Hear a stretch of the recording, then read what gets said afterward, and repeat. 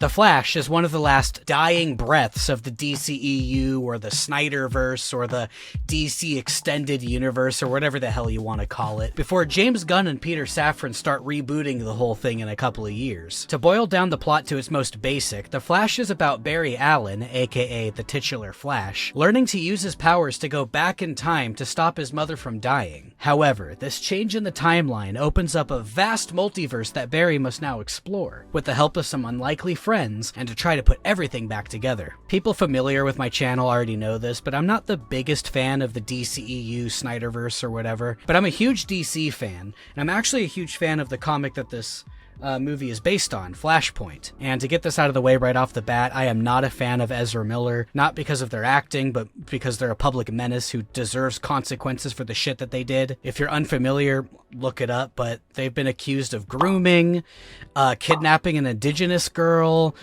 starting a cult, a lot of weird shit, and they deserve to be in jail or to be psychologically evaluated and not just given tentpole movies. I wasn't initially going to see this movie. I didn't want to give Ezra Miller any of my money, but my friend had an extra ticket to an advanced screening last week, and, well, hey, free is free. For those of you who don't know, this movie has had a long and troubled production of almost a decade long of losing directors, losing writers, losing actors. At one point, this movie is supposed to be a buddy movie between The Flash and Cyborg, but we all know how the Cyborg situation turned out with Ray Fisher, so that wasn't gonna happen. I believe Ezra Miller's casting as The Flash came out around the time that the CW show was premiering, and the show ran 9 seasons before this movie even saw the light of day. It ended before the Flash movie came out. And after finally securing a writer, a director, a star, it needed to be better than this. Now, I understand James Gunn saying this was a great movie because he's running DC and it has to do well for him. And I do get Stephen King saying that it was great because the director, Andy Muschietti, made those It movies a while back, which were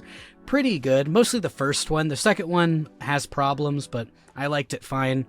So he's basically sticking up for a friend. But it was really weird when crazy-ass Tom Cruise was saying that the movie was great. Seriously, there was a lot of weird in-industry hype for this movie before it came out, with even some of the cast members saying the movie is so good, you're gonna forget about Ezra Miller's crimes, which I never did, and hence I wasn't going to see the movie. Overall, I thought the movie was fine, it was serviceable, it had a lot of problems which we'll get into, but let's start positive. At the beginning of the movie, the title starts revealing itself, but then it gets interrupted by these fangirls, and after all that, the title reveals itself again, and I thought that was pretty funny. I also liked when he goes to an alternate universe, there's a Back to the Future joke that only Back to the Future fans would get. If you didn't know this, Michael J. Fox wasn't initially supposed to be Marty McFly. They shot for 6 weeks with another actor named Eric Stoltz, but he was doing this weird method acting thing for a comedy. He was basically doing a Jared Leto before Jared Leto. So they Jared Leto'd him go, and they cast Michael J. Fox like they initially wanted. But in this universe,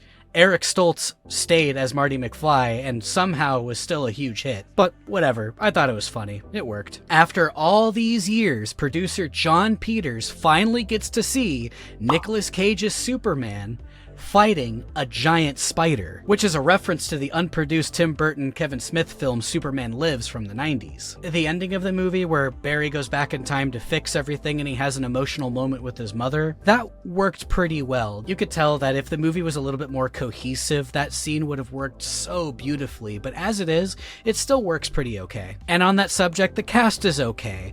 Ezra, despite everything, does a fine enough job. Michael Keaton looks like he actually wants to be there, though they replaced Billy Crudup with the guy who doesn't like TPS reports from Office Space. That's really all the positives I could think of off the top of my head, so now we're gonna get into the negatives. So after the opening title reveal that I actually really liked, the opening action scene was so overlong and overstayed its welcome. I know that it's supposed to be a fantastical superhero movie, but the DCEU's foundation is still somewhat realistic, taking place within the Snyderverse. So having the babies fall from like a ridiculous height for approximately 90 minutes of runtime really took me out of the movie. And if you know anything about The Flash or Flashpoint or the CW show, you know that there's this ongoing mystery of who killed Nora Allen.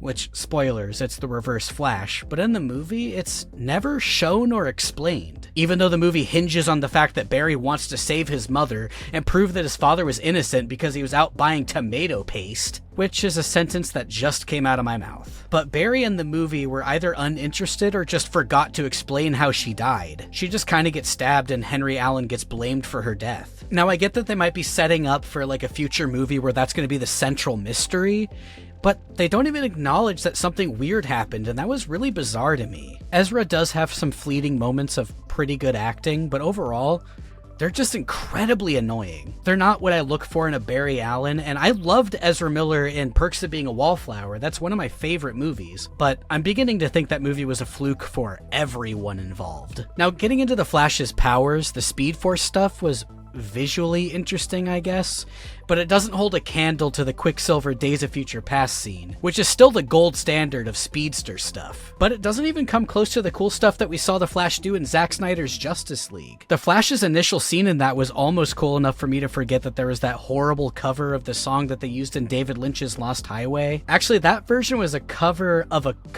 the one they used in Lost Highway, meaning it wasn't completely original either. I know that's a bit of a weird tangent, but I didn't know where else to put that complaint because I forgot to put it in my Zack Snyder's Justice League review. But anyway, going back to the Speed Force, you see like all these alternate versions of people all around the sands of time that he's running on, but they look really uncanny and waxy. I know Andy Muschietti said that they were stylistically designed to be that way, but unlike George Lucas, he didn't diminish the effects. My friend Tabor said that they were supposed to look weird and it was like a stylistic choice, and I guess he was right, but I have a feeling that came after they couldn't nail down the effects. And as much as I liked seeing Michael Keaton as Batman again, who's not phoning it in, he's actually really good in the movie, his world doesn't look anything like Tim Burton's. It just looks like the Snyderverse. It even has the same Zod who comes down in 2013. Even if this isn't exactly the Burton Batman, it's weird seeing Michael Keaton in a non-gothic world playing that gothic Batman. And the same goes for George Clooney at the end. Where's all the neon and the half-naked giant statues? And I know everybody hates those movies, but the Schumacher-verse is supposed to be the Burton-verse. I know that there's a comic book continuation that ignores them, but this movie also ignores like all the style from the Burton movies. It's also weird having the Burton Batman explain how the multiverse works with the spaghetti and everything. I feel like the Ben Affleck Batman might be more suited for that. Actually, while we're on the subject of multiverse movies, whether it's the Spider-Man films or Everything Everywhere All at Once, they keep it simple. Or if it is complicated, it takes a backseat to the story.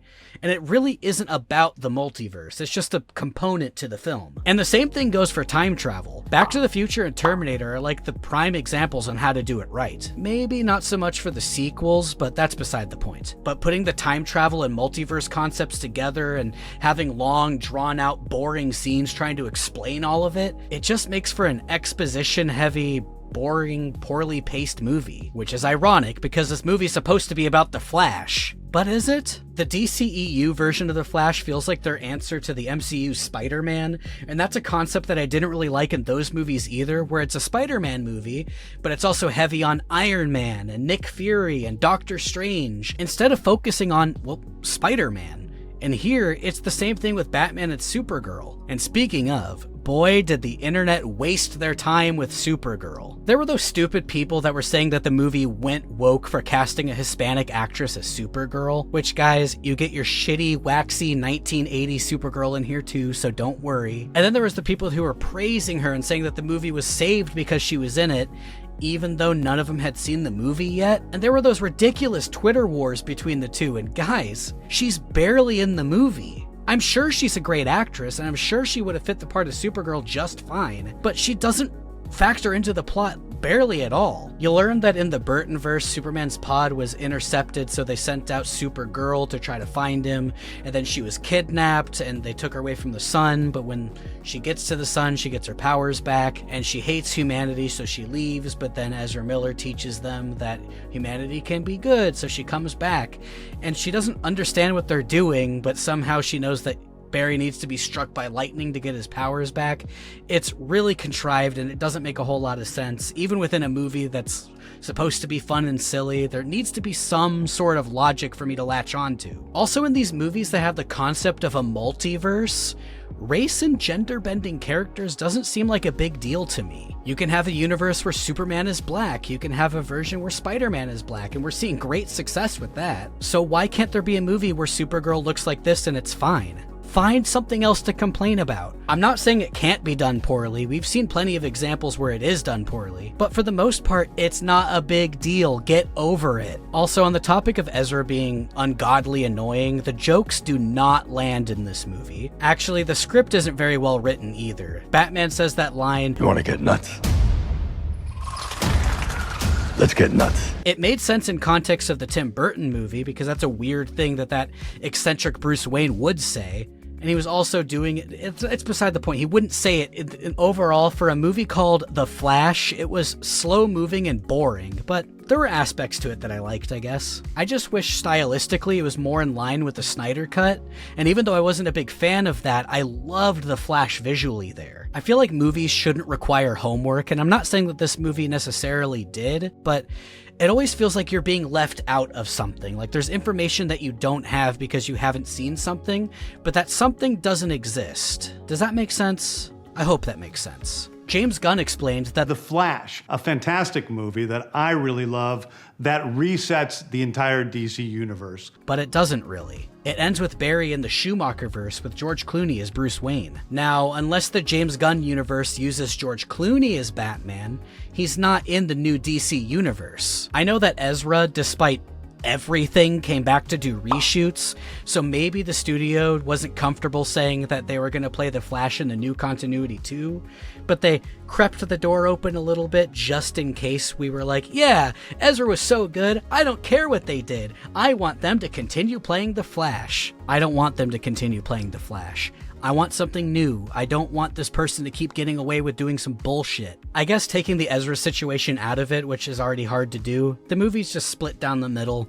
There's some good stuff, there's some bad stuff, but it's not really worth all the hype that I've been seeing on Twitter or in the Hollywood zeitgeist. It's okay, and that's about it. I haven't really been keeping up with superhero movies in general. I didn't see Quantumania in theaters, I saw it at home. I didn't see Shazam 2 or Black Adam at all. I'm just kind of getting burnt out on them, and the response to my Snyder Cut video made me go, I'm gonna take a step back. Anyway, that's my mini review of The Flash. If you liked it, give me a thumbs up and subscribe if you haven't already. Also, this isn't done yet, but this is my new little recording studio. I'll still probably film stuff in the living room, but tell me what you guys think. I'm still going to be filming some sketches, and I have a Mario and an Illumination video coming out, and maybe a Friday the 13th video, so watch out for that. Also, some of my eagle-eyed viewers noticed that I got kittens, and I just wanted to let you all know that Maya's still here.